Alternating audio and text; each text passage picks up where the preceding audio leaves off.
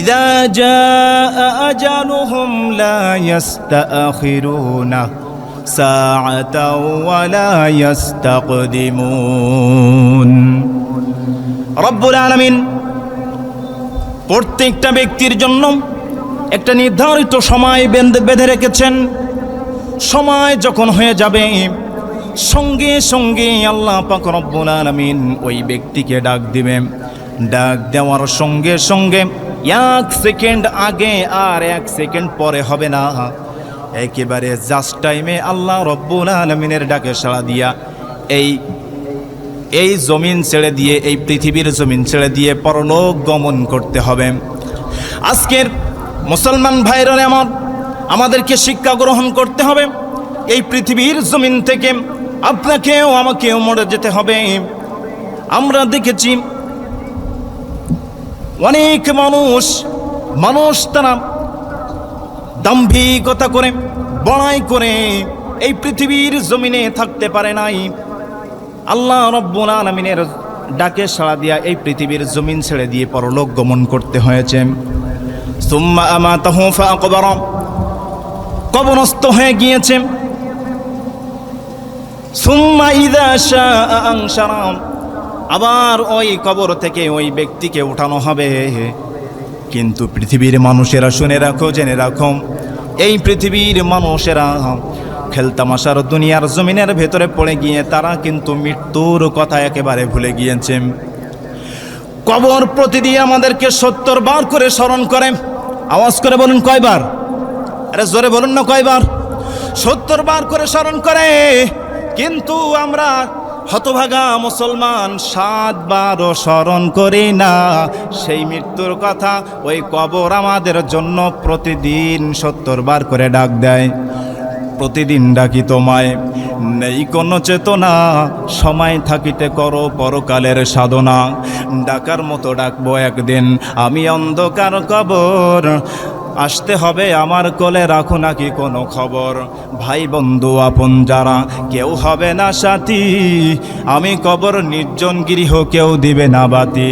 তোমার সম্বল ইমানের বলে হিসাব করিও পথে, শান্তি যদি পেতে চাও আমল আনিও সাথে। বলেন ঠিক কি না? আমল ছাড়া কি পরিত্রাণ পাওয়া যাবে? জোরে বলেন পাবে? আমল ছাড়া পরিত্রাণ পাওয়ার কোনো আশঙ্কা নাই। আল্লাহ রাব্বুল আলামিন কোরআনুল কারীমের ভিতরে বলেন, तमाम পৃথিবীর মানুষেরা শুনে রাখো, জেনে রাখো, লা তাকনাতু মির রাহমাতিল্লাহ, তোমরা আমি আল্লাহর রহমত থেকে তোমরা নৈরাশ হইয়া যাও না। আমি আল্লাহ তোমাদেরকে সৃষ্টি করেছি, আবার তোমাদের জন্য মৃত্যু সৃষ্টি করে রেখেছি। জাস্ট টাইম যখন হয়ে যাবে তখন আমি আল্লাহ ডাক দেওয়ার সঙ্গে সঙ্গে তোমাদেরকে আমার কাছে আসতে হবে। তোমরা কি তাই মনে করো নাকি? আফা হাসিবতুম আন্নামা খলাকনাকুম আবাসা ওয়া আন্নাকুম ইলাইনা লা তুরজাউন, তোমরা কি তাই মনে করো নাকি আমি আল্লাহর কাছে হাজির হওয়া লাগবে না, আমি আল্লাহর দরবারে আসা লাগবে না? তোমরা কি তাই মনে করো নাকি? কিন্তু না না না, ওয়া আন্নাকুম ইলাইনা লা তুরজাউন, আল্লাহ রব্বুল আলামিন বলেন অবশ্যই অবশ্যই আমার কাছে হাজিরা দেওয়া লাগবে। তোমরা যতই বাহানা করো না কেন এই পৃথিবীর জমিন ছেড়ে দিয়ে আল্লাহর কাছে যাওয়া লাগবে। কথা বলেন ঠিক কি না?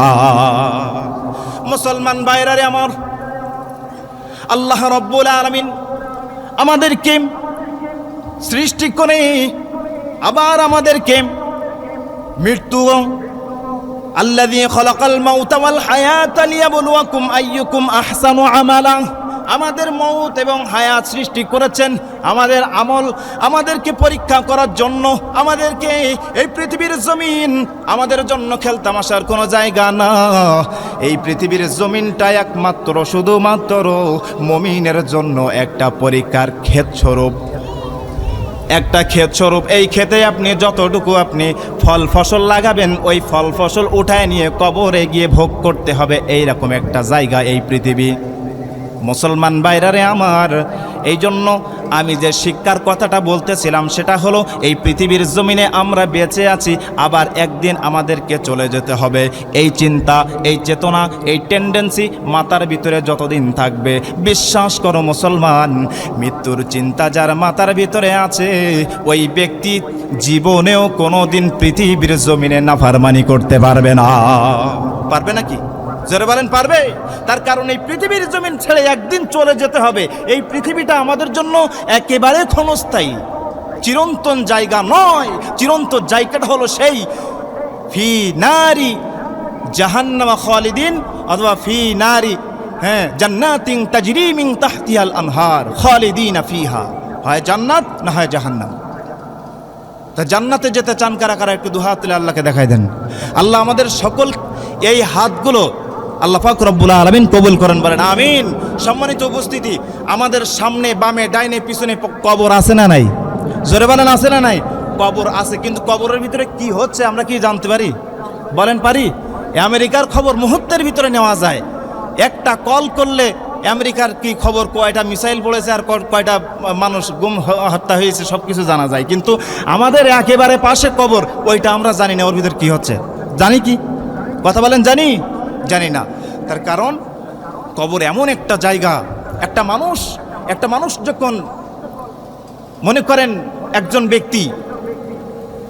ব্যক্তি যখন মারা যায় তখন তার সমস্ত আমলের দরজা বন্ধ হয়ে যায়, 3টা আমলের দরজা খোলা থাকে। তার ভিতরে সর্বপ্রথম হলো আও ওয়ালাদুন সালিহুন। আমি আলোচনা লম্বা করতে চাচ্ছি না। আল্লাহ পাক রব্বুল আলামিন আসলে আমাদেরকে সৃষ্টি করেছেন, আসলে আমাদের এই ক্ষণস্থায়ী জামানা ছেড়ে দিয়ে আমাদেরকে একদিন কবরে যেতে হবে। তো জনাব আলহাজ মরহুম আহমদ আলী সাহেব তানার সন্তানদেরকে রেখে গিয়েছেন আও ওয়ালাদুন সালিহুন, নেক সন্তান। আমরা মনে করি, আমি সেই 7 সাল থেকে আঙ্কেলকে চিনি, চাচাজিকে চিনি।